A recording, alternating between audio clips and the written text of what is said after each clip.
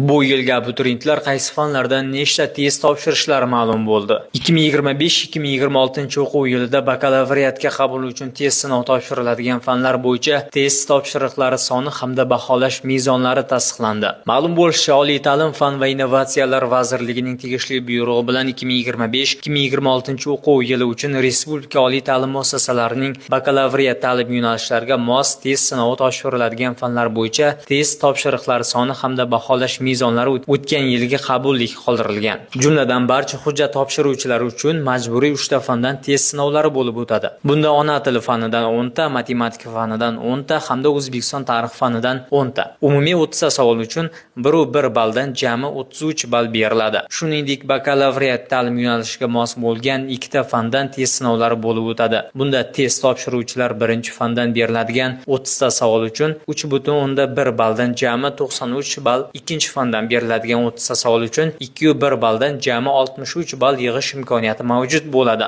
Shu tariqa test topshiruvchilar bakalavriat ta'lim yo'nalishiga mos bo'lgan 2 ta fandagi 60 ta savoldan jami 156 ballga ega bo'lishlari mumkin. Ma'lumot uchun 2025-2026 o'quv yili qabulida abituriyentlarga umumiy 5 ta fan bo'yicha jami 90 ta test topshirig'i beriladi. Bunda to'plash mumkin bo'lgan maksimal ball 189 ballni tashkil etadi. Videoni abituriyent tanishlaringizga jo'natib qo'ying.